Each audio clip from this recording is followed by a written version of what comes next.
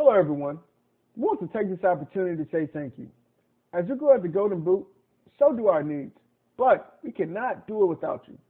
We ask that you continue to like our posts, share our content, and subscribe to our YouTube, Facebook, and other social media platforms.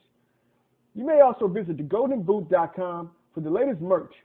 If you would like to make a financial donation, you can do so through Cash App at #GoldenBoot or through PayPal at paypal.me/goldenboot. We look forward to bringing you more laughs, knowledge, and entertainment. And again, thank you for your endless support. Sincerely and respectfully, the Golden Boot team. Y'all ready to get rolling? Quiet on the set.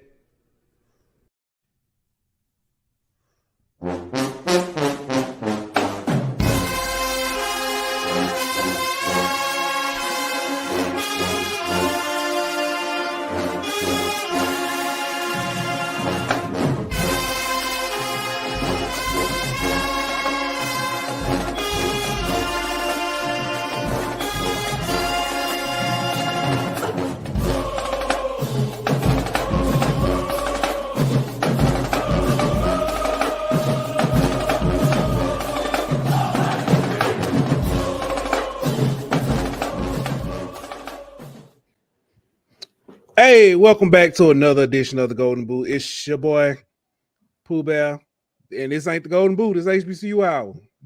It's a long week. Y'all forget it. But it's your boy Pooh Bear. I got my man Ed Petty Murphy in the building. We got an announcement.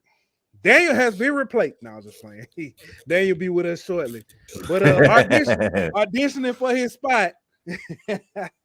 Coming back to HBCU Hour, our good friend from Down South Football Podcast, none other than our man, David Gardner, representing the Mighty Bulldogs. Welcome back to HBCU Hour, Dave. What's good with your man? How you been? Hey, man, everything good, man. Hey, Dave told us he wasn't going to come on until we clap for him. I just want y'all to know. I had to get my claps in, man. I had to get my claps in, man.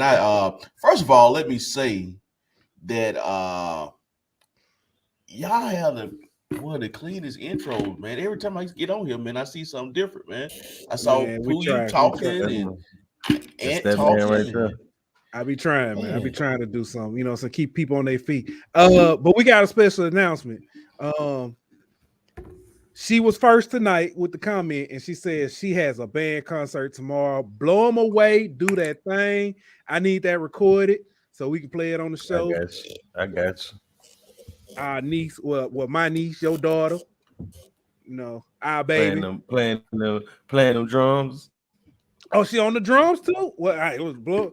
Yes, sir. Yes, sir. She don't play the bass drum, not the one they got at Grammy. No. Don't play that. Man, taking shots already, man. Hey, man, I had to get it out early. I'm done for the night. I'm done. That's my one shot. Hey, whenever I was at the Battle of the Bands and at the Bayou Classic, and every time I saw that drum, all I thought about was you, man. Every time I saw them push that drum, I was like, man, Dave talking shit about this drum right by now. Yeah, man. You gotta put the drum up.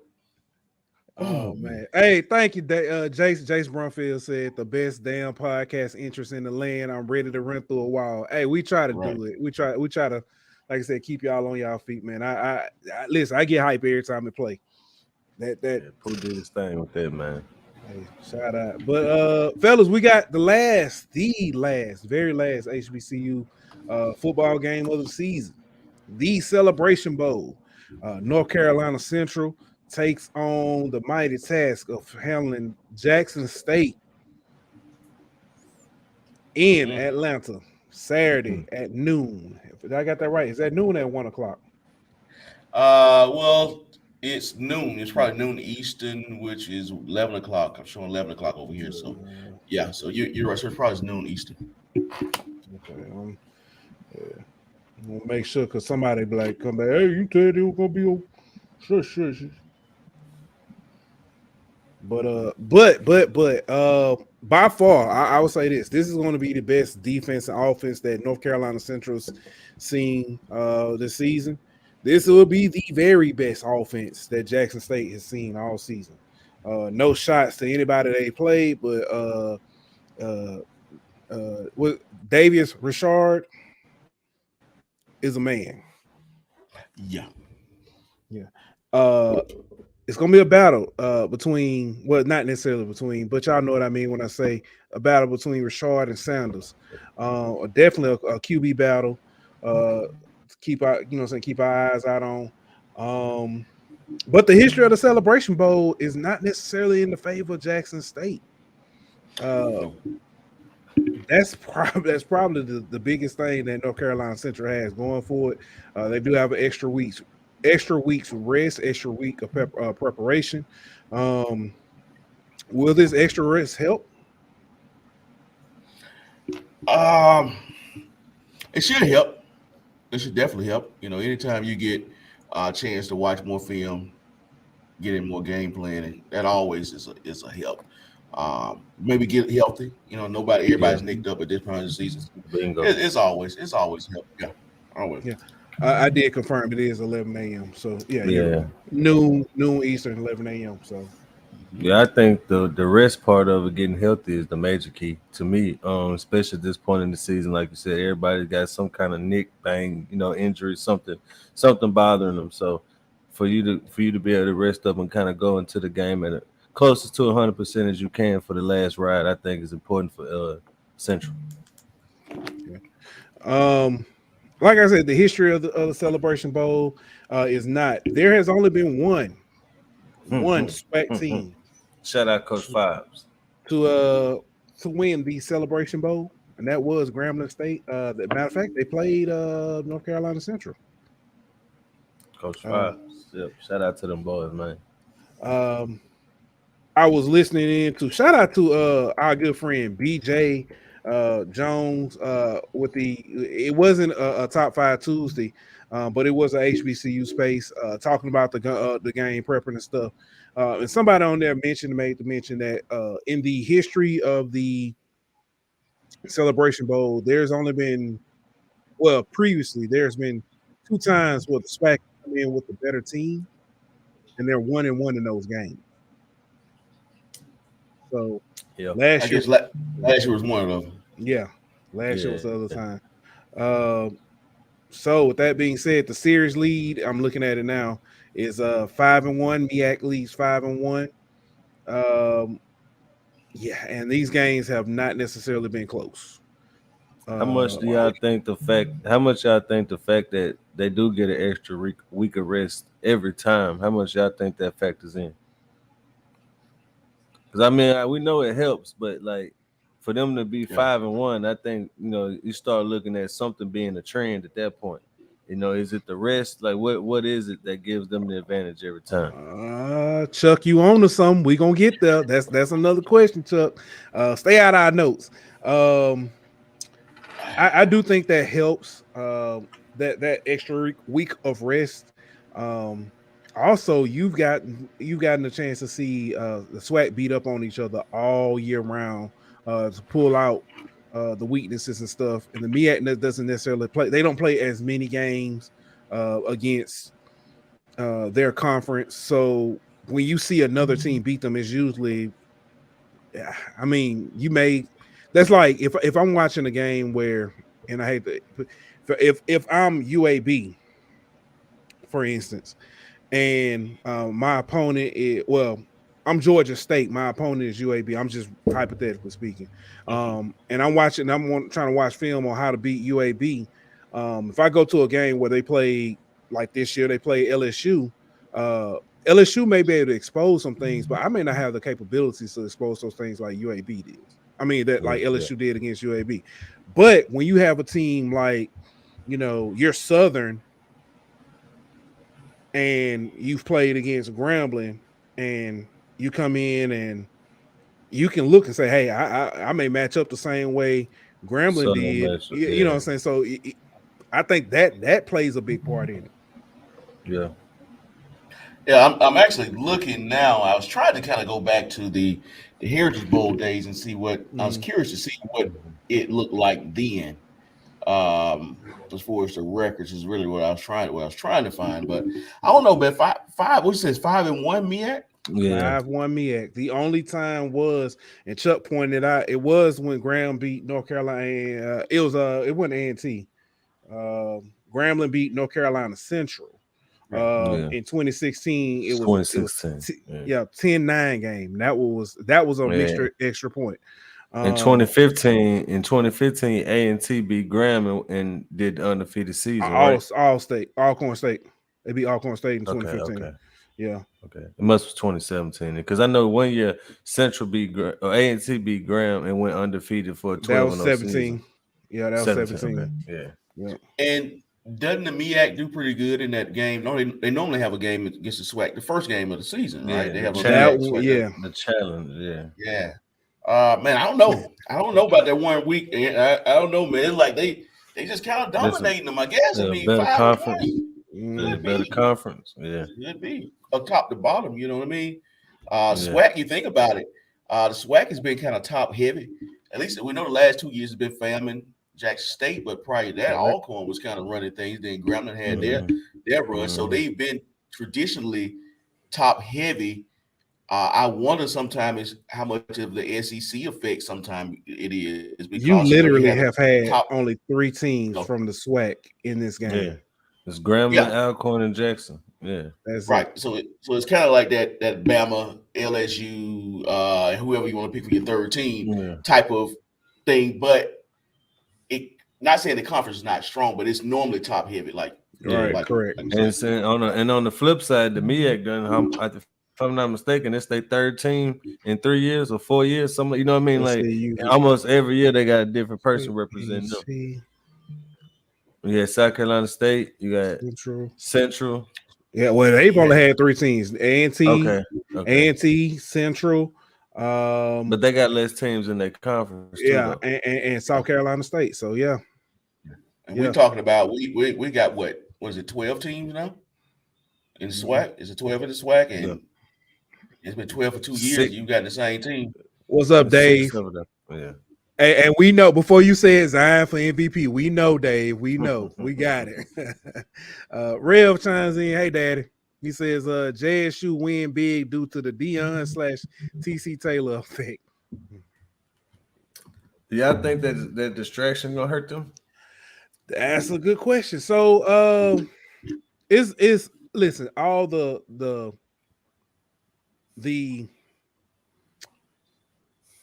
keep the main thing talk. It sounds good. It looked good against, you know what I'm saying, when you're playing against Southern.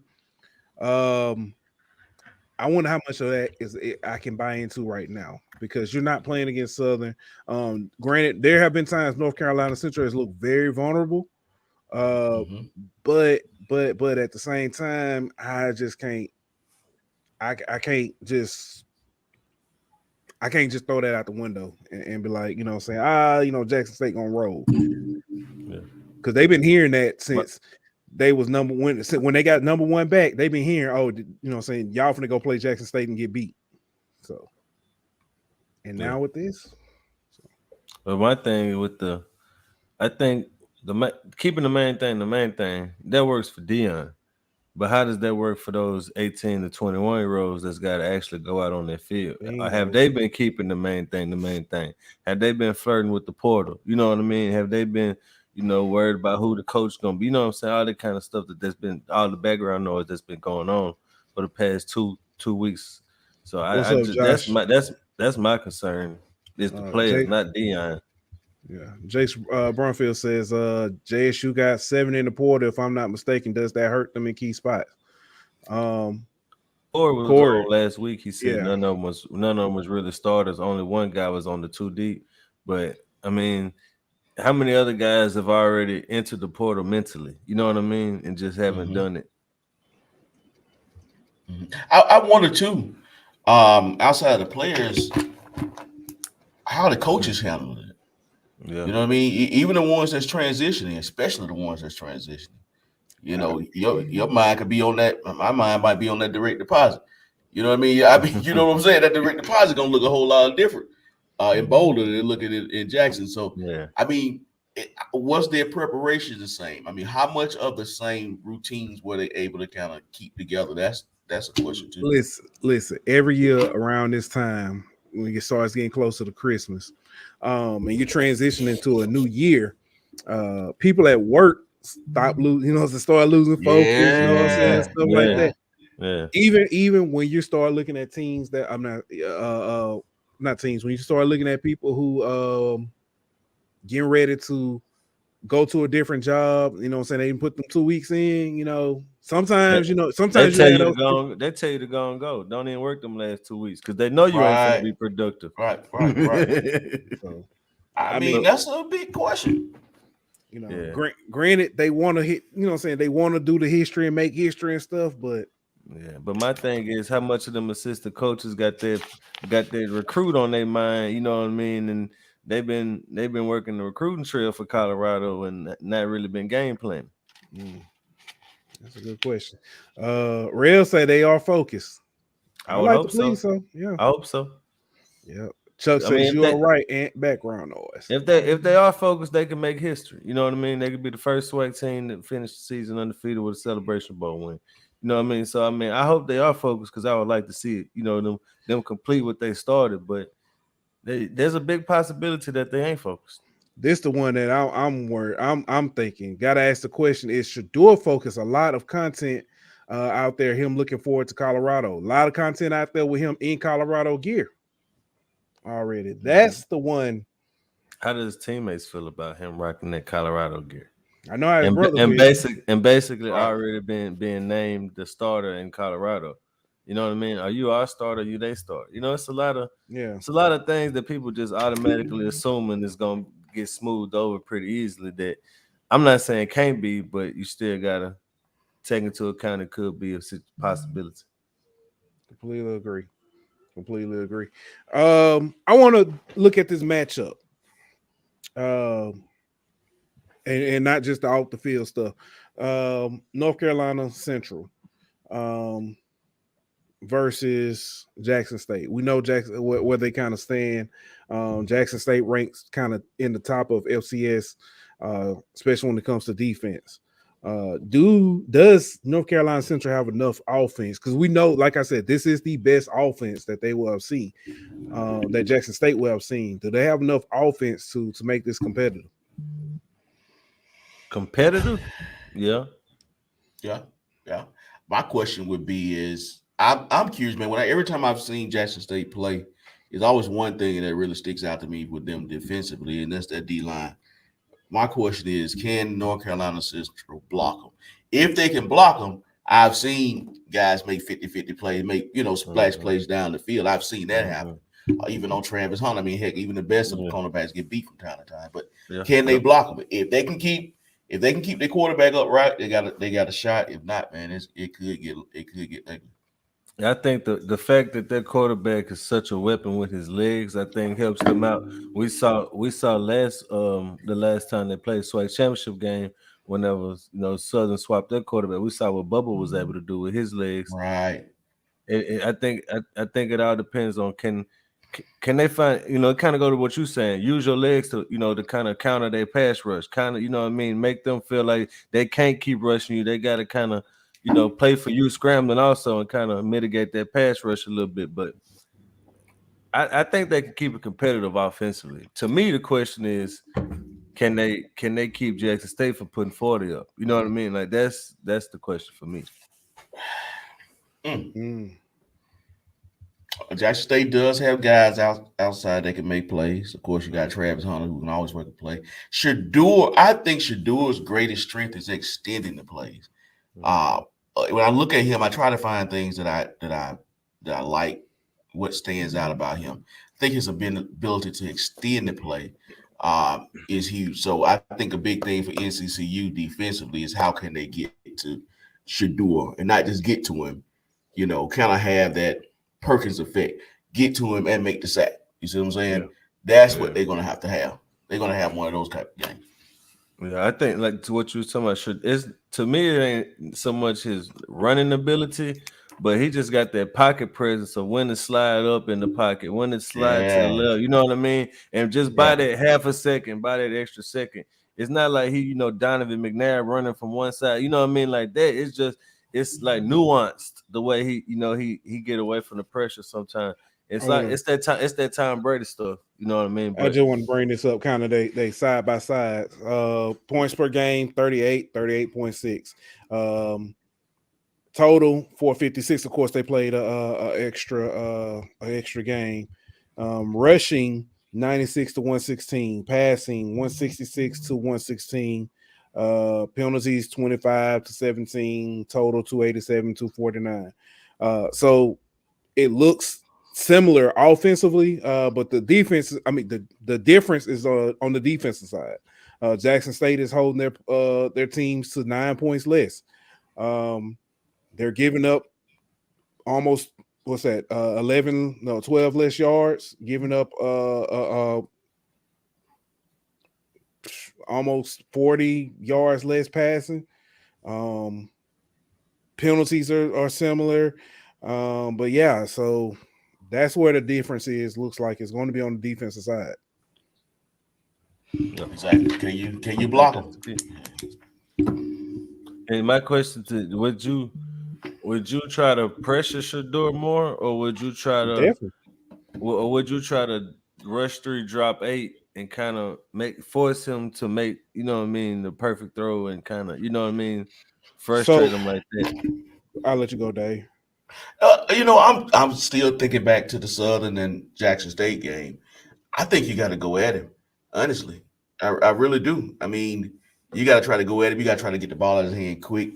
I mean, because when he's able to, because he's exceptionally quick. He's not a real blazing fast guy, but he can spin out of pocket like that. And when he spins out and he really ain't looking to run, but when he gets out of the pocket, it's hard to cover a guy. I mean, it's hard to cover receivers. Hell, it's hard to cover me for 10 seconds. Shit, So, I think you got to go at it, man. I think you got to send some heat at him, bro. I mean, I think you have to maybe do a mixture of both, but I will come at him. I'll try to rattle him. Yeah, I really would. Yeah, I'm with you on that mixture. I feel like his IQ is too good for you to keep showing him the same defense all game. You know what I mean? You gotta kind of mix it up. Whether you send pressure, you disguise pressure and drop it in the cover. You know what I mean? You got some delayed corner bleed. Some kind of you got to mix up the coverages, because if you just keep doing the same thing all game, he gonna end up picking you apart one way or the other. So I think Shador, and I apologize if I'm restating. I kind of got distracted by my boss here. If Shador gets hit, it changes the game when you put pressure on. That's how South Carolina State was able to change the game last year. And granted, I think he's improved from last year, but I don't think he's improved a lot, because not a lot of teams, the offensive line improved, but not a lot of teams really got to him and put pressure on him. But when they did, teams they did kind of kept the games kind of close. If North Carolina Central can establish a run game, that also is going to play a big part in this too, because Tennessee State, Alabama A&M, even I'm trying to think, Alcorn did. I think Alcorn did. I can't remember. Alcorn. If Alcorn had a little bit better QB play, a little bit better offensive line and QB play, they get out of there with their win that night. They really do. So I think if they started there, they do come out with the win. Exactly. That's true. But yeah. So I think this game is going to be a lot closer than people think. I still think Jackson State gets the win, but I think this game is a lot closer than a lot of people think. So, yeah, I'm with you on that. Yeah, I'm definitely with you. I'm still up in the air about who's gonna win, because I just don't know about those distractions. I think the distractions more so on the grown folks than it is on the kids. Yeah, that's a lot, man. I mean, to just imagine about to walk into a job that's going to be life changing for some people. Yeah, I'm like, bro, I don't know how I can focus, but hey, that's why they get paid that kind of money. So I think the player who's being affected the most by the distractions is the most important player for Jackson State, though. Shador. Yep. I think it all depends on how well he's able to block out the noise for that, for them 4 quarters. You know what I mean? If he's able to block it out, then I feel like they'll be the Jackson State we think they'll be. But if he's not focused and he's not all the way there, then North Carolina might be able to pull it off. My question is, does he come into this game feeling like he's what I'm saying, pressing already won? No, I was gonna say already won. How much of that is going to play a factor into it? Not so, you get what I'm saying? Yeah, I'm with you. Kind of feeling like he made it either way because he's out. He a Power 5 quarterback next year. Bingo. So here it is, Chuck. I mean, Chuck. Hey, listen, I want to say, Chuck. Holiday season coming. I just want to let you know we truly do appreciate you, your insight. Everybody in the chat, but Chuck, you stay with a fact, man. I truly do appreciate it. Appreciate all y'all when y'all make comment and stuff. South Carolina State showed their great defense last year against Jackson State. This is the reason why many South Carolina State defense players are in the NFL. That's true. Yep, that's true. And one of them got drafted because of that game. Yeah. So, coaching carousel, man. We've been talking about Jackson State. He sound like two will be ready and two will show. He sound like two. He sound like two. I bet not he Sunday. Pastor ready to preach, and Pastor say, "Pull your Bibles out."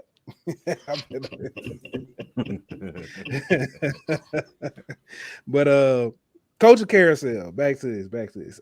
We knew coming into this game there were a lot of openings in the SWAC. Also all around HBCU landscape period. Jackson State officially named TC Taylor their head man, following up Coach Sanders. Shout out to Corey because he talked about this, and it was a lot of insight when he was on the show last week talking about TC Taylor, how he's a Jackson State alum. That's somebody they were looking to get prior to Dion, but then Dion became available and came, and it was a great opportunity for them. But congratulations to TC Taylor, Coach TC Taylor, who has I'm coming from the book or two. Hey, this is somebody got some celebration. He got some celebration bowls under his belt too. Yeah. He's got 3. So that is like a tie-in for you, Question. Best of luck to him though, man. Best of luck.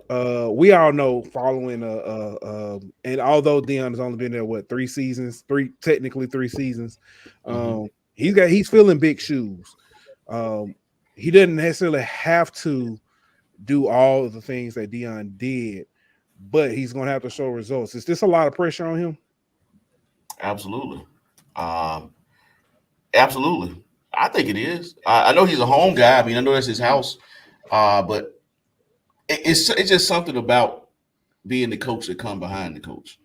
I don't know. I don't know what's the reception going to be like if Jackson State lose 2 games next year.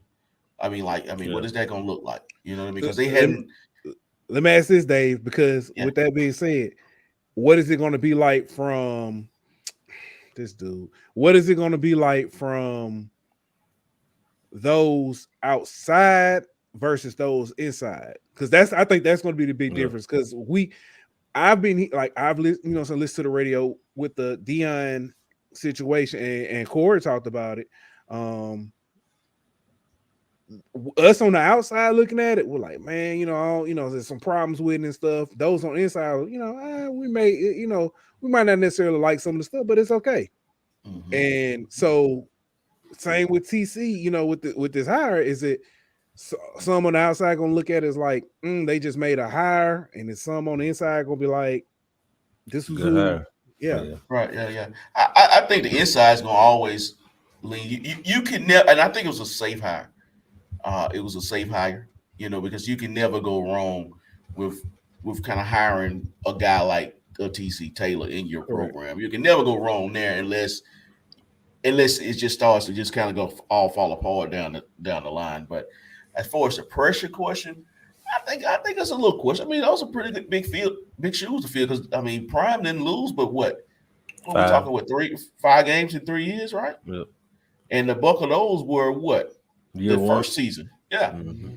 So he only lost the last 2 years. We talking. He lost to what? The Celebration Bowl. Or 2 games. 2 games. He lost 2. He lost to ULM and then the Celebration Bowl. Yeah. Okay, yeah, I forgot about the ULM, which he had won. He had that game actually in the pocket. But yeah, 2 games, and I mean, come on, that's a crazy record. So I don't know. What you think, Andy? I think there is some pressure, but at the same time, I feel like there's not as much pressure on TC as it would have been if they would have hired somebody who wasn't, a Jackson State alum, who wasn't part of the family already. I feel like if they would have hired somebody, a Ray Lewis or somebody like that, there would have been more pressure on them, just because the the alumni and the fan base wouldn't give them the same grace, and the same, benefit of the doubt that they're going to give TC to a certain extent. So I do agree there's pressure, but I feel like he's going to have it easier than anybody else would, just because of the equity that he's already got into the into the university already, from being a player, coaching there already, and all that kind of stuff. So I don't disagree that there's pressure there, but I feel like there's less for him than almost anybody else who could have got the job. And I feel like you say, because it's somebody who's a quote unquote safe hire, that he will kind of be able to handle that pressure better than some other people, because he knows that it ain't gonna be the fact, like, outside noise if they lose 2 games. Yeah, the non-HBCU, non-SWAC, non-Jackson State people are going, y'all, he ain't Dion, you know what I mean? But the people who in the know, and the people who in that fan base, I think that they're gonna give him leeway, and I feel like that's why he ain't gonna feel like he got as much pressure on him. Right. Yeah, I kind of want to ask this when Daniel. I don't know how far you need to let me know how far away you are, because I want to ask this question, but I want you to be here when I ask it. So, and I guess we can circle back to it. But let me go here. Potential replacements. UAPB has named a few possible replacements. For their head coaching. I don't think they necessarily named them, but that's okay. I'm sorry. A report that came out saying that those were the 3 candidates, most likely to get. All right. So some candidates for potential replacements at UAPB include Benedict College head coach Chennis Berry, FAMU's who Benedict had an excellent season. Fell short in the playoffs. FAMU's offensive coordinator Joseph Henry, and former Presbyterian coach Kevin Kelly. Yeah, that one ain't too being accepted too well by the fan base. The last one, I don't know how well that one gonna go. But I think if they're able to get Barry, that's a hell of a hire, man. Yeah, hell of a hire. Speaking of vacancies, another vacancy that popped open. Coach Dancy at Mississippi Valley State has accepted a position on Colorado staff, joining Dion. First off, congratulations to him. Excellent person for everything he went through at Mississippi Valley. He always, every time, in the SWAC conferences, SWAC sessions, media sessions, always had a smile on his face, always was positive. Hopeful, pulled out some wins this year that people definitely counting them out on. So congratulations to him for that, job, that moving on up. Mississippi Valley has named defensive coordinator Javier Gonzalez as their interim head coach. He becomes the first Latino coach in the SWAC. That's what's up. That's what's up. Yeah. I wonder how long they're going to, if this is going to be a year thing, or just they're going to try to remove their interim tag and let them run with it. Yeah. Good question. Honestly, at this point, I say give him the year. See what he can do. Let him recruit, pull in some people. I'm not, and this no disrespect. They're not going to lose. I don't think they're going to lose their standing in the they're not going to lose their standing in the West if they, give this guy a chance. So see where they can go. No, again, no offense. See what they can. That was the most politically correct answer. That was the nicest way to say. That's the nicest way to say they can't be no worse. Yeah. That was the nicest way I've ever heard anyone say that, bro. I give you credit for that, bro. Give my screen right. Your head still big, it don't matter how you try to change the camera. Chill out, man. Why you got me with all that? What's up, Dave? What's up, cuz? What's up, cousin? All right, so all right, last, well, not the last, but one of the latest Culture Carousel additions was announced today. North Carolina A&T and Coach Sam Washington have decided to part ways. I personally did not see this coming. But it makes me think, what are some possible places he may go, or some possible replacements for him? And I started thinking, Bethune-Cookman might be a nice spot for him. I haven't heard anything on their coaching front at all. Bethune is always. I mean, since Daytona, you can't beat that. That's an area, you can, recruit kids to, so that's right. And from what I've been told, he does have family in that area. Oh my goodness. You want to come show them this? Yeah. Okay. Can I say something? What you want? 25 plus 25 plus 6 equals 56. Okay, thank you. Wait, he said 25 plus 6 is 56? No, he said 25 plus 25 plus 6 equals 56. Oh, okay. I'm about to say he can add. He can add. Look at you, ready to say somebody loud or wrong. Hey, they ain't trying to say you can't add. I never said that. You don't know your math. There you go. It was a misunderstanding. That's why you need to stay out of the folk business right there, because you don't know math. I just wanted to put my little man on game. That's it. I don't want no beef. Trust me. I ain't we worry. It's a lot of things I worry about. Math ain't one. Chuck just says Bethune-Cookman is now in a hiring freeze as an institution. Wow, interesting. What is that? And what don't you know, Chuck? Like at this point, bro. Like what Jimmy Hoffa is buried. He probably know that too. I wouldn't put it past him. Tuck says, well. I guess he no comment. Nah, I'll let you. We're gonna leave Tuck alone before these comments get out of hand. I'll let they handle that. But I do want to ask, I want to go back and revisit this. Because Dan, you made the comment. You made this the comment. You said big ups to Dion for the recommendation. That was the piss, ain't all. I know. Yeah. So I do want, but seriously, it's a question I do want to ask. Was it was that the over the top? Was it the recommendation? I mean, I know that's not something we can fully know, right? But was it the Dion recommendation that sold this, or was it that the Dion recommendation that sold it to the outside? There you go. I mean, it was what TC has the Dion stamp. For the people that's not. Did he need the Dion stamp for Jackson State? No, he didn't. But like Pooh just said, it's for the outsiders. For the most part, it's like that stamp of approval. But at the same time, I mean, some people were saying that Dion was being disingenuous about giving the recommendation for TC because Dion, he depromoted TC or brought him down. He took away some responsibilities. So, to me, I mean, what do you guys feel about that? I personally think it was it's just from the outside looking in, from a bird's eye view. Mm-hmm. I think it was an easy hire for the institution. I think it's an easy hire from the standpoint of you keep your team together, the best way you can. You know what I'm saying? Kind of a glue guy. Instead of going and bring it, because what happens when you bring an outside coach in? Guess what they're gonna probably do? They're probably gonna gut it like Dion gut it. Maybe not to the extreme, but they're gonna do their thing with it. But hiring a TC, keeping him close to the program, it's an easy transition. I mean, you don't even have to change his direct. You don't even have to update direct deposit information. I mean, really, you just changing the salary in the system. You know what I mean? So it's easy.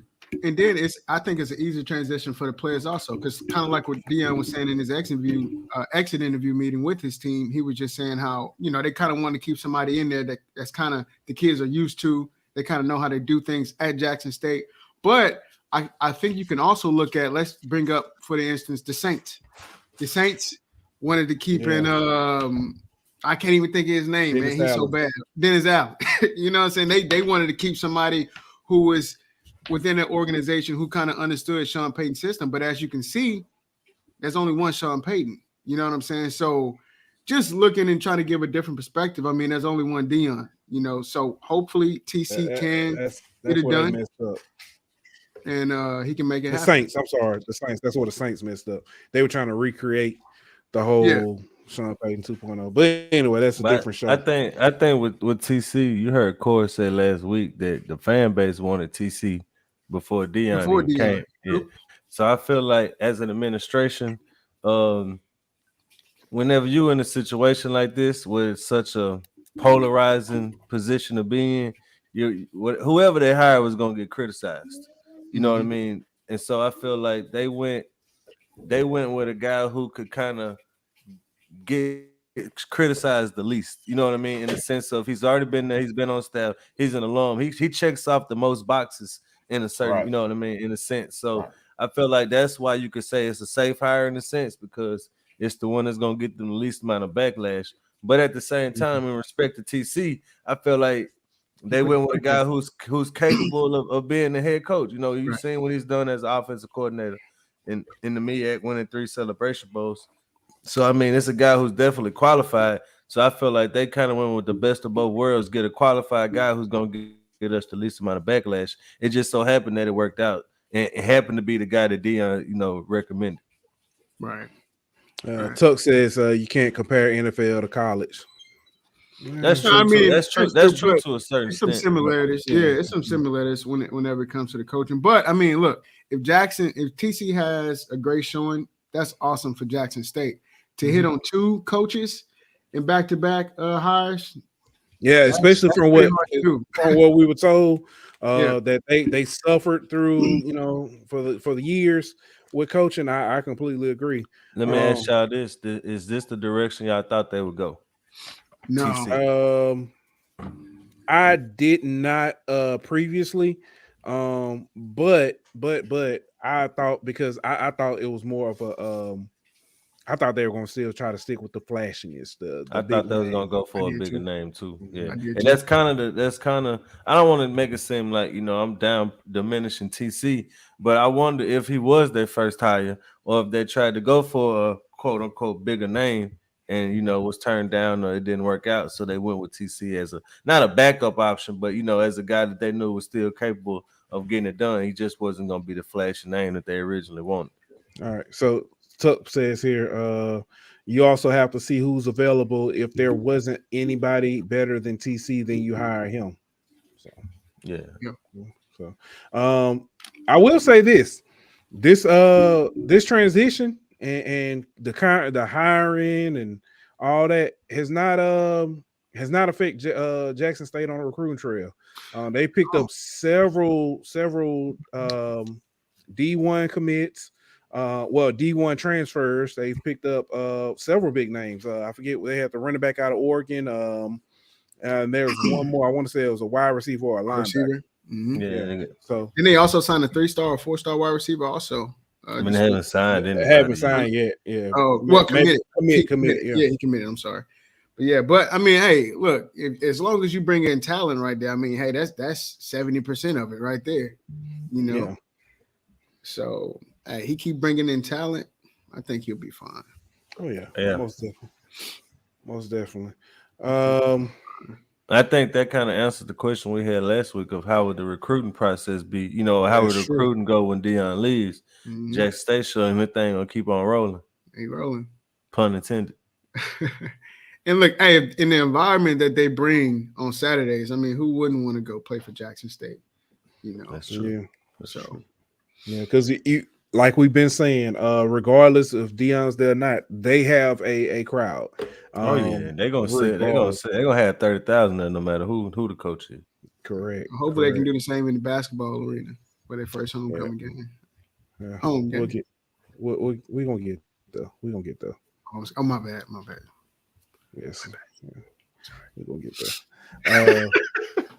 To your defense, that was a late edition though. Yeah, because I was looking, I ain't see it. Yeah, it's on the it's a late edition. If you would have been on that mind, I ain't Petty. I ain't even gonna do it though. I ain't even gonna do it. Nah. 6 HBCU players have been named to the FCS AP All-American team. Trying to look here. I hate how they did this. They got their Twitter names and not their real name. So hold on, I'm gonna have to because it's gonna take a minute. From North Carolina Central, you've got Khalil Baker, DB, top DB. He was the only one that was the first team. On second team, you've got from UAPB. It's gonna take forever. Mark Evans II. Mark Evans II. From I was gonna say St. Louis. From FAMU, you've got wide receiver, Xavier Smith, which I knew that's Pooh's like reading at church on Sundays. He was the MVP, if I'm not mistaken. Yeah, because I'm having to wait for it to load up and all this and stuff. Also from South Carolina State is BJ Davis. And then from these are all second team, by the way. Then from Jackson State, you've got Aubrey Miller, of course. All right, those are all second team. No two. And then the last two. No, 2 was not on there. Mm-hmm. Then the last one on third team was also from Jackson State. It was come on now, Tyler Brown. Controversy. Tyler Brown. Controversy because of 2. Because 2 ain't there. Nah, not in my opinion. I mean, when you look at the numbers that the boy from Sanford was putting, it was Sanford. I think it's you got Lindsey Scott for sure, but then what's the other guy who's got like folks? Oh God, it's he from Sanford, ain't it? Is that what I think that's what Fordham. That's it. Fordham. Yeah. So yeah, I mean, when you look at the numbers those putting out, Shedeur having a hell of a season, but those guys put Lindsey Scott putting in game numbers. Now, if you do want some controversy, I got a little bit for you. Ooh, I like it. You got 6 players from HBCUs. From so SWAC, MEAC, you know what I'm saying? Mm-hmm. On the you got 6 players on the FCS AP All-American list, none in the top 25. No, sorry about that, fellas. Sorry about that. You good, bro. You good. But no SWAC or MEAC teams in the top 25. Besides Jackson State. Did I miss that? Yeah, Jackson State. Besides Jackson State. Okay. Besides Jackson State, yeah. Gotcha. Where's Jackson State ranked? Number 5, ain't it? Number 5. They were. I don't know if they're still number 5. Yeah, I don't know where they're still with the playoffs going on. Yeah. So what was that stat again? What was that y'all was 6 players from SWAC and MEAC in the FCS top AP All-American. Okay. Only Jackson State is in the top 25. Yeah, FAMU was in the top 25. That was like number 21 or something like that. Before the playoffs started, because you remember they didn't get in the playoffs, but that was ranked. So FCS keeps ranking as the playoff go. Guess so. I'm like, how I drop and I ain't played. That's what that would be my thought. You know what I mean? Unless you know what? Hold on. I might have read that wrong. Hold on. Let me pull this up before I get crucified because somebody's gonna come back. That ain't right. Chuck, well, okay, Chuck will be like, wait a minute Yeah, now. I'm about to say Chuck gonna be the one to correct. No, Chuck. You got Jackson State in here. That's FAMU still at 20. Okay, my 20. apologies. Okay, yeah. Okay, So, that makes sense. so you got two. You got two. Okay, yeah. I can see that. Okay, yeah. My bad, y'all. I read something and said, no, I was like, really? All right, it's like reading the church announcement. It's all right. It happens. Yeah, they put something in there that wasn't true. Yeah, y'all know I like Anchorman over here. Soon you put it up, I'm gonna read it. So. Hey, you put it up there, I'm gonna read it. I'm gonna read, and I'm gonna read it with confidence too. I had put Cooling State. Yeah, boy. He said Cooling State, and I read it. Cooling State. And I was looking, I was like, that don't sound right. Oh well, he put it. We're gonna go with it. That's funny. Oh man. But I tell you what, I know math. Oh. I hope you do. You don't know math. And that need to be on the shirt. You don't know math. Yeah, that boy, that's funny. Y'all pray for me. CIAA is dropping Shawan. Your boy said Shawan. Hey, and they're picking up Bluefield State. I tell you what. That sounds like a TV show. I was thinking that, bro. I was like, is that really school? Listen, I saw this the other day, and I was like, that's interesting. It's a HBCU. Never heard it. What's the name of it, brother? I'm Bluefield State. I've never heard of it. Never heard of it. I've never heard of it a day in my life. Me either. Not gonna lie. And they have athletics? Uh-huh. Yeah. It said, if I'm not mistaken, I got to pull out when I saw it, it said machine. Bluefield State was an HBCU. I was like, what? And watch, that's gonna be wrong. I promise you. It's in West Virginia. Yeah, that's why I'm kind of questioning it. Because it's in West Virginia. It's in West Virginia. Oh no, it's a HBCU. Yeah. It's in the Black-Scale Mountains. You got it right. Actually, West Virginia got two: Bluefield State and West Virginia State University. Learn something new every day, fellas. I mean, they're not the best team. But yeah, they joined the CIAA. They converted to a university in the summer of 2022. They was probably a college, Bluefield College. They won a game. Bluefield State College. 1-0. That's because they must have forfeit. Yeah, who they was playing for. Wow. Look at this. I told you there ain't nothing this dude don't know, bro. Bluefield State is an HBCU from West Virginia. They played against Grambling in football in the 1950s. You wasn't even born, bro. How you know this, dog? I was gonna say something. Never mind. Bro, they actually went 4-4 this year. Yeah. Listen, I again when I saw that, I was like, huh? Okay. But yeah, Bluefield State. That's I mean, I'm gonna be honest.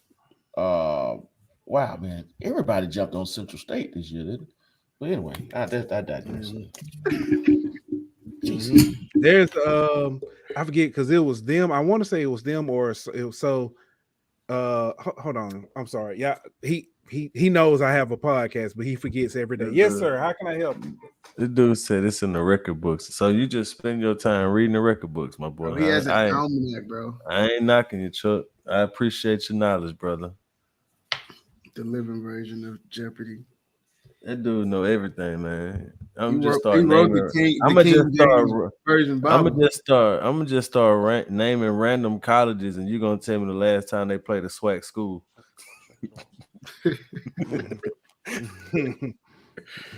That dude says it's in the record book. Listen, Chuck, the type person, still got them Encyclopedia Britannicas. He don't use Google. He just know what page is on. That boy, almanac. Yeah, that boy, there, man. Shout out to that boy, man. He knows. Chuck gonna get a shirt. Just ask Chuck. We got you, Chuck. If I'm not mistaken, it's either Bluefield State. I know Bowie State was one, but I think Bluefield State, although it's an HBCU, is predominantly white, and that's why a lot of people don't know. Yeah, so if I'm not mistaken, yeah. So yeah. Wait, so they have a predominantly white HBCU?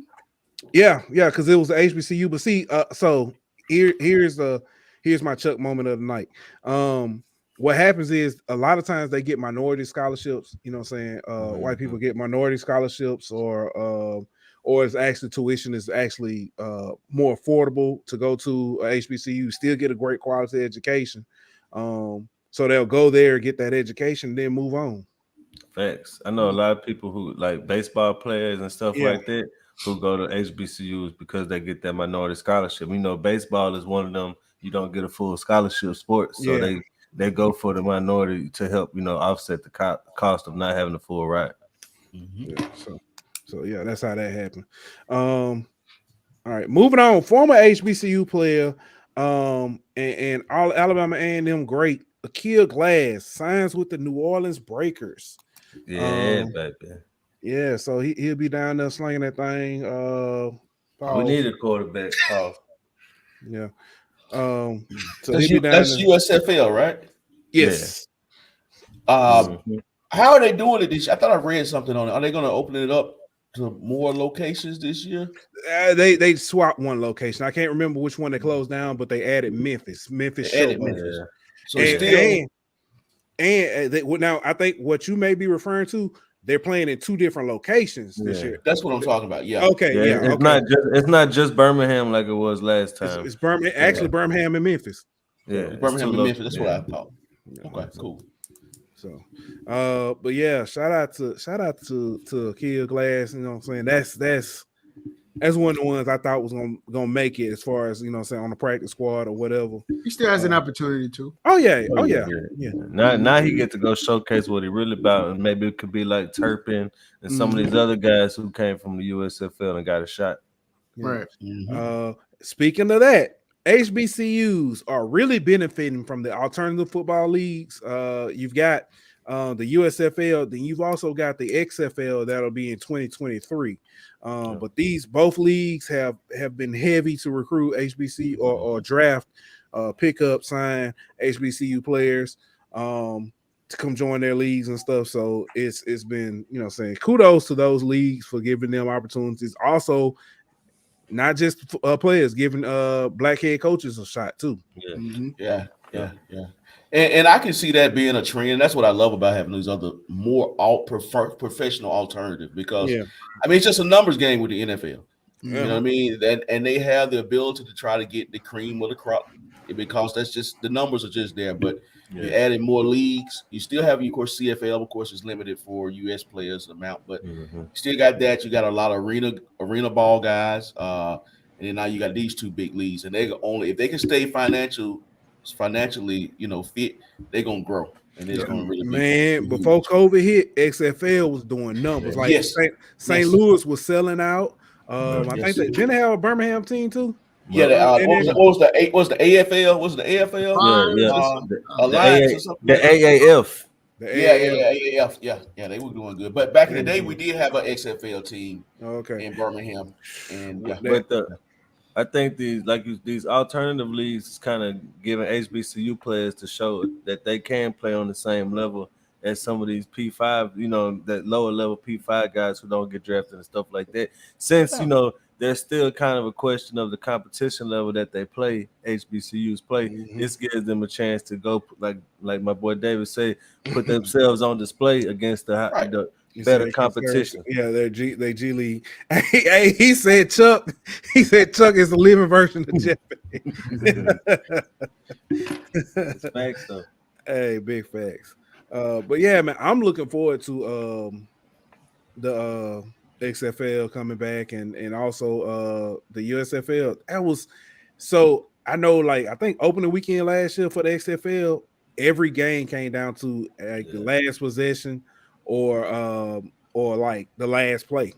Yeah, I think the XFL going with Rock being the owner, I think they're gonna have a lot of star-studded, try to, you know, like Hollywood type of flair to it to try to bring some more eyes to it. Then they have like in-person or in-game interviews, and they did that the first time. And boy from right across the river from where I'm from was the one who cuss live on national television. And they walked out they walking off the field. They had a little brawl on the field, and they walked out. He walked out the field. They put a microphone in his face, asking him what happened. And we trying to get our shit done, and just talking about like it wasn't nothing. Yeah, they learned right then and there. This might not be the best idea, but I mean, is it bad? It's like the WWE. Nowadays you can do that. You get fined for that kind of stuff, man. Yeah, now you could probably get away with some of that stuff. No, they did this 2 years ago. 2 years ago. Yeah, this was in the new XFL. Oh, okay. So the new XFL is the one I like that had, or was it the USFL that had like the chip in the ball? That was the alliance. AA was the AF.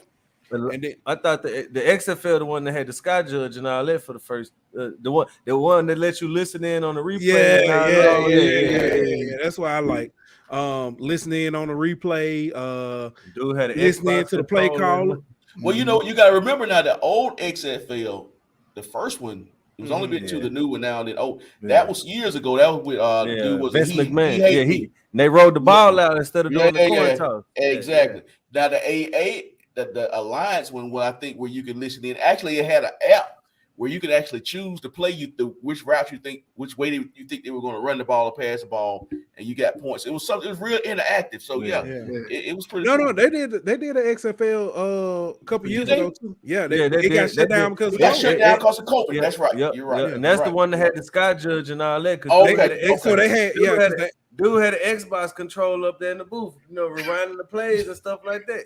Yeah, it was. Man, I used to like to actually hear. That's dope. That's dope. Dude really had an Xbox because I'm like, man, you would think they on the computer, you know what I'm saying, or something like that. A remote. Dude had an Xbox controller. Like the field cameras on the rep. Yeah, they used to have them on the hats. Yeah. So, man, but it was just like I enjoyed that, like. Actually, because you see how the sausage is made, like you can hear like play calling, because the play calling to the quarterbacks, they could talk to the quarterback up until the ball was snapped. So even when they were at the line, they would talk to the quarterback, and sometimes they'll let you listen in on it to see what they see and stuff like that. So that's why I used to enjoy about it. Shoot, I like it too because they was hitting. Man, every week you were seeing somebody get popped. That's one of the things I miss about ball is they don't really let people hit no more. So that's what I like about those leagues too, man. They're a little bit more aggressive, less aggressive with the flags. Yeah. So, fellas, let me ask y'all this. Here go Chuck.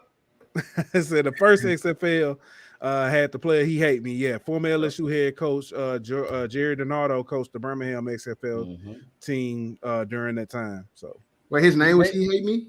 Nah, back in the XFL let you put whatever you want on the back of your jersey. Oh, snap. And dude put he hate me on the back of his he was the only player that got drafted too from to the Carolina Panthers. He played in Super Bowl. His name was Ryan Smart, I think. Or something yeah. Yep. That's dope.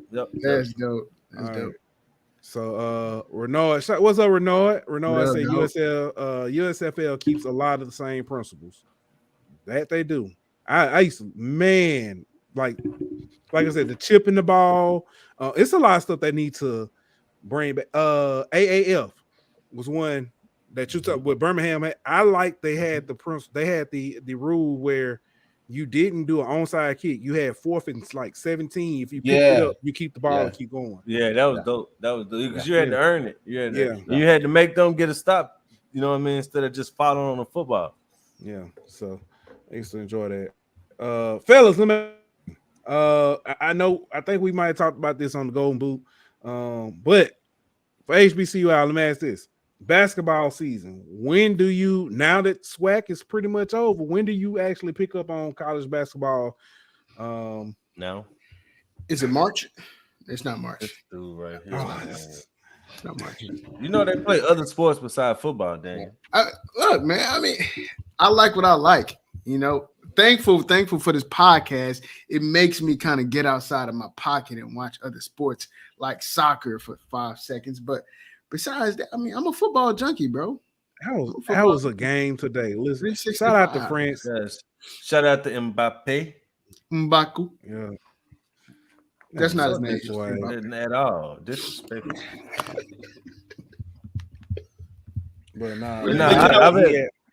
since the SWAC championship game, I've been keeping up with basketball a little bit more since we kind of had a 2-week period off of no football, and we ain't really had nothing to talk about. It ain't like no coach has been leaving or nothing like that. You know what I'm saying? So you feel me? I've been watching. I really been watching Grambling. Dante Jackson got them boys over there slaying Power 5. They've been slaying Power 5s left and right like it ain't nothing. So, I'm weird. It's weird how I watch it though, because like after the conference championship games, well, first of all, I started out watching a lot of the early basketball stuff, like when the different tournaments, so I watched that week and all that. Yeah. I watched that. Then I'll stop after the conference championships games. Then I pick up more so NBA, and then we get into bowl season.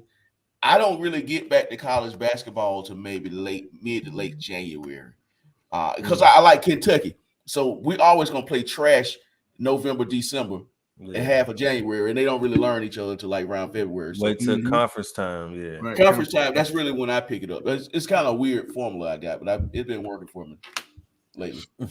I like that. I think I'm gonna try that approach this year.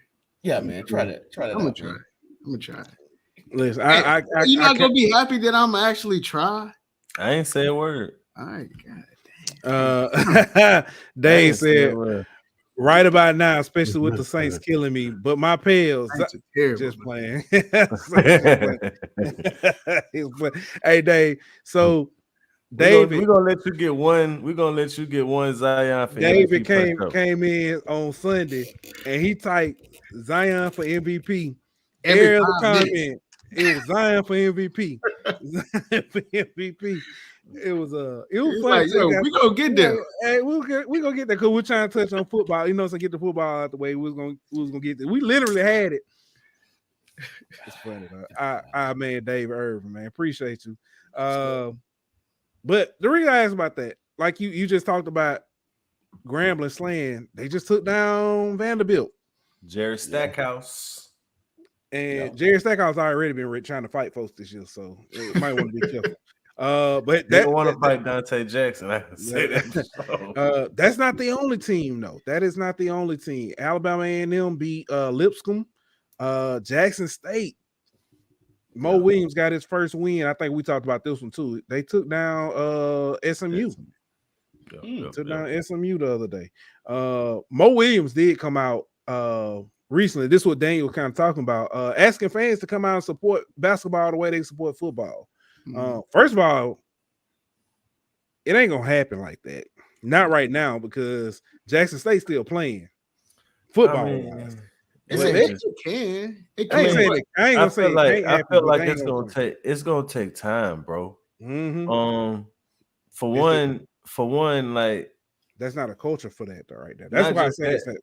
Not just that, but like how many football games you got a year?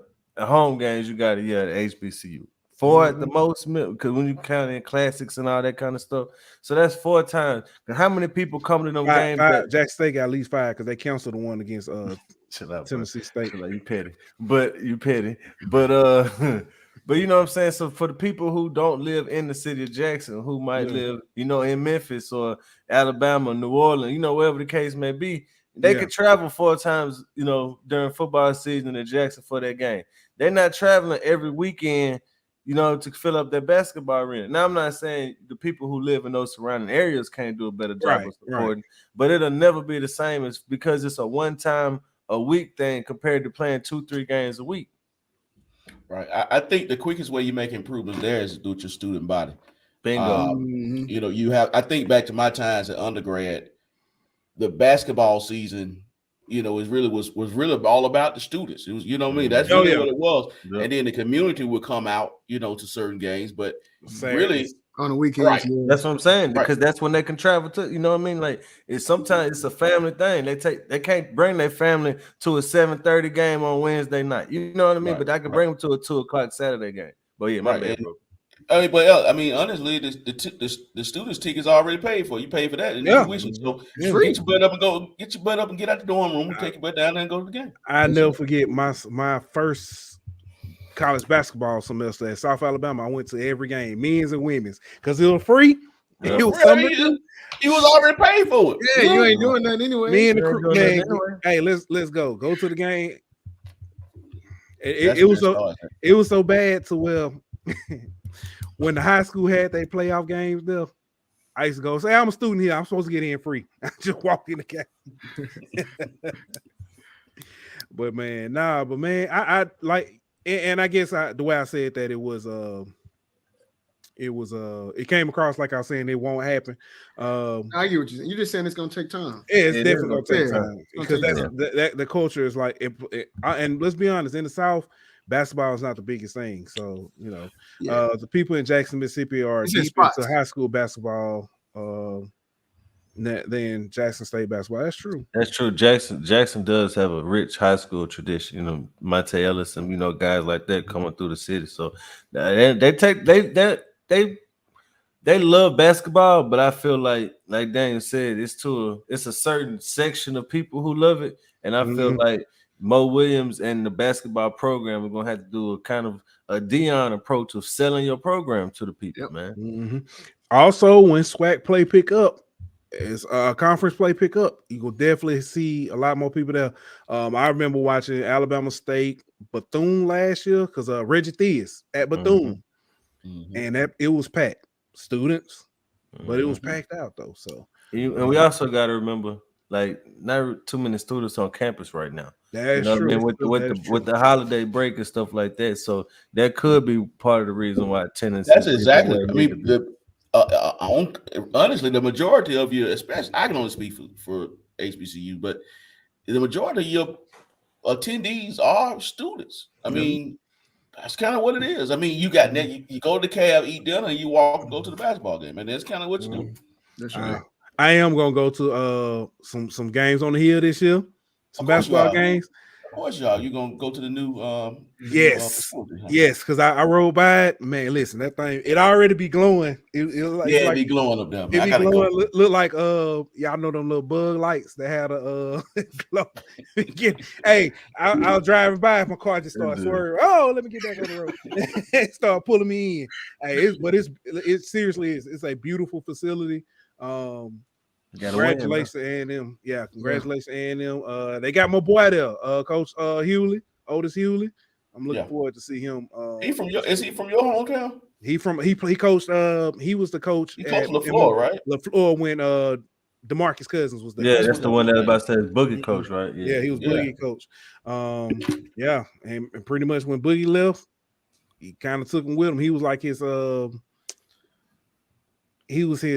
stay out of trouble, man, if that makes sense. Yeah. Because Boogie really from Birmingham, but yeah. So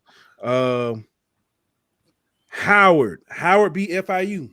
That's another one. So and that Howard gonna make me respect them this year. I'm done talking about that went close. Put some respect on their name, man. I won't put respect on. Hey, I get what they say, look good, play good. Yeah, they definitely look good. They got the Jordan brand on.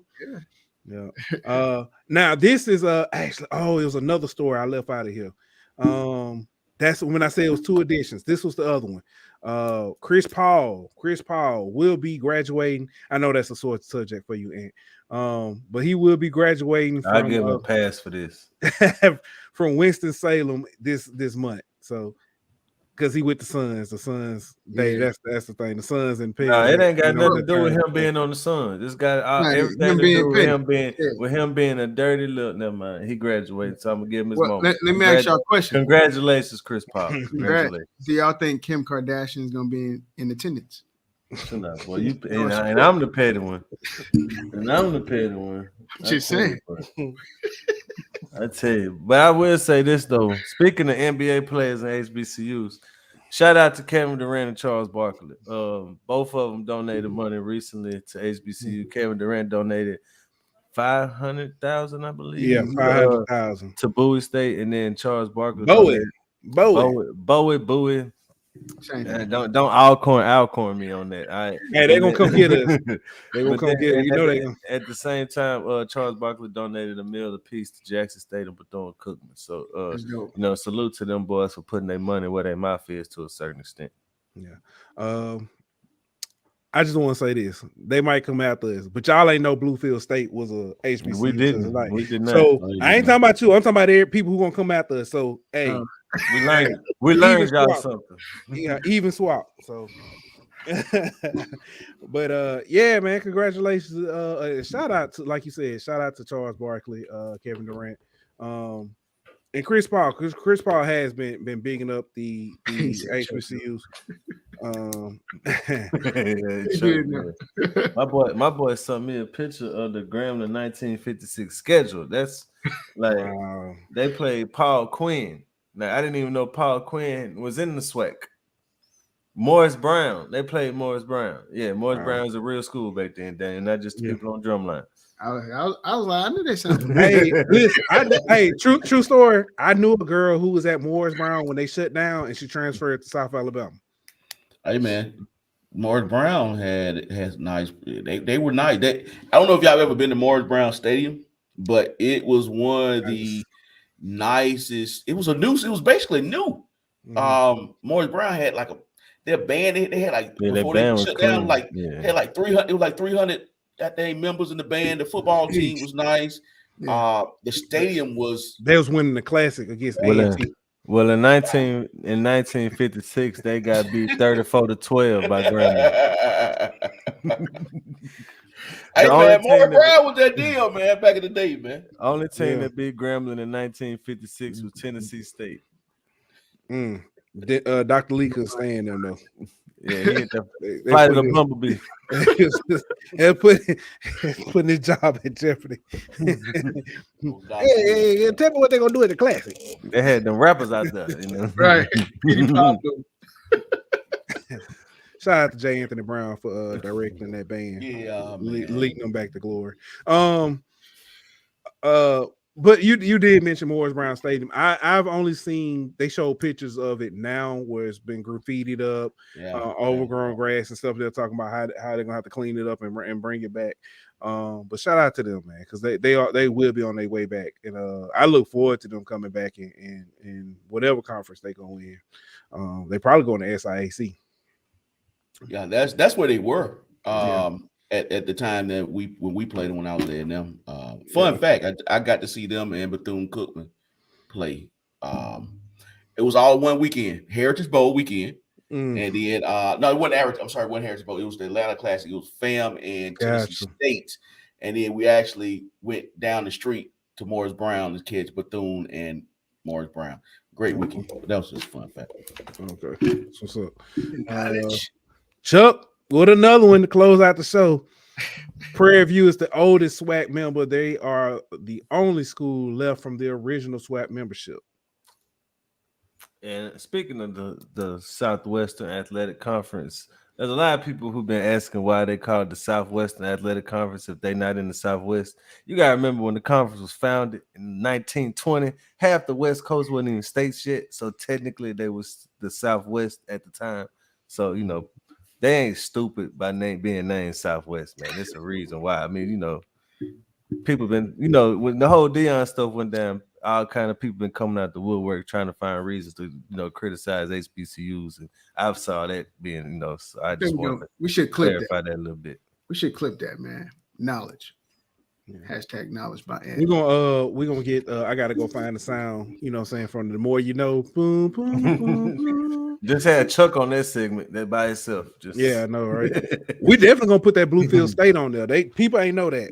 I guarantee that because it was Blue Mountain State. That's what it was. Yeah. I know you talking about.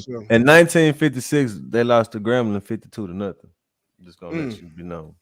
All right. Hey, Dave, what y'all airing again? Is it tomorrow? Well, we just did a show last night. I don't know. We may do one tomorrow. I hadn't put it together. Not sure yet because you know we normally either do Monday, Thursday, or Tuesday, Thursday. So not sure, but we definitely put a flyer out. hey, tell them how they can win y'all money. Definitely. We're actually having the Bowl Mania. So if you go to DSF Podcast, you can find us on Twitter at DSF Podcast, Down South Football on Facebook, and also on Instagram. We're having a Bowl Mania. I think it's $10 buy-in. Basically, you picking. We all gonna pick games. The winner is gonna win a prize. The more people we get to join, the bigger the first prize will be. So hey, hop in, just $10. The Cash App is going to be on all of our social media right now. So, hey man, let's get it going. I think the games they start Friday. Correct. I think they do start Friday. So we got tomorrow. Is it tomorrow? Tomorrow Thursday? Yeah, tomorrow's Thursday. No, it's starting the 16th. 16th first game. 16th is. Let's see. Let's check ESPN. I think it's Friday. Hold on, I'm pulling it up now so people don't think we trying to cheat them out losing some games. Y'all know how our audience be. Dallas. I'm gonna go ahead and put my name. Okay, so Renard said Friday. I trust Renard. So yeah, Friday. Yeah. So Friday. So we got today. We have tomorrow, and you have Friday morning. Go ahead and get going. Like I said, we just having fun, man. You know, say $10. You're gonna spend $10 at the Quick Trip or wherever you're gonna go. Right. Right. Hey Dave, if I'm in first Buckets. place before we got a buckets up here. All right. What you say? I didn't hear you. I said if I'm in first place before Christmas, man, just let me go ahead and get half of it before Christmas. Exactly. My boy Renard said he want everybody who be talking about their sports takes to come. You got to enter. If you talked about anybody and their predictions that they made during the season, you got to enter this. We got to see how good you are picking games since you want to talk about everybody else. For sure. Renard said negative. You ain't getting that. I get half. Half a half. But hey, Dave, again, thank you for joining us. Yeah, you get your 10. Well, nah, I ain't gonna even speak on Renard. Dave, thank you for joining us again, coming through, dealing with our foolishness. You chose to come here, so any backlash you get is on you. You accepted the invite. At this point, you returned. So at this point, it's the definition of insanity. Man. He's not even a guest no more. He's not even a guest. Hey, matter of fact, hey, Zach from the Blue Bloods came on, and Daniel finna get us in trouble with the LGBTQ community. We had to play disclaimer and everything. Zach was sitting there, was like, Zach, listen, I apologize for you coming. I don't really mean it, man. No, you accepted the invite, so you here on your own accord. But he said you do know what Renard said, you do know what Dave deals with. Man, listen, this is like a vacation, man. It's like a vacation when I come on here, man. I mean, it really is. I don't have to deal with that other food. First of all, I don't have to deal with Tuck. That's number one. I don't have to deal with Tuck, which is I'm blessed DJ Bobby Bowden. And then DJ Bobby Bowden. I don't have to deal with DJ Bobby. That's an icing on the cake. So I'm good. Hey, so I got a question. This might be a little inside joke. The money for the people, the money that isn't, in the winnings, are y'all gonna use that to help finish being basement?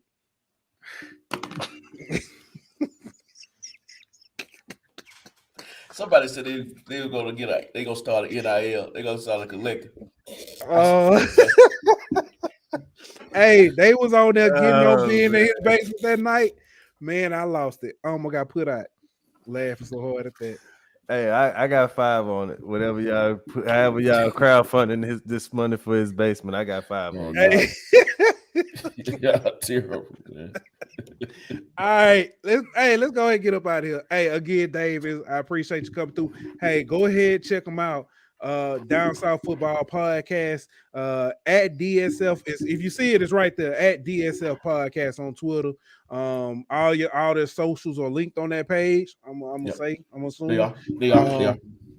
They are doing a College Bowl Mania. Also, AYS Blake, he's doing one as well. So go get your money up.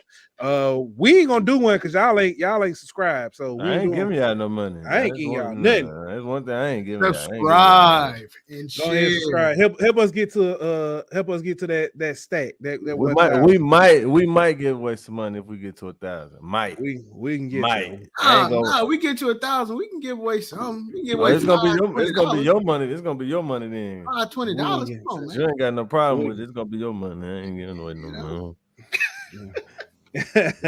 Hey, let's get up out of here. All right, y'all. Like that, we out. Who is SWAC? If ain't SWAC, who is SWAC? If ain't SWAC, who is SWAC? If I ain't SWAC, who is SWAC? Baby, who is SWAC? Who is SWAC? Oh, right, breathe. I wake up motivated.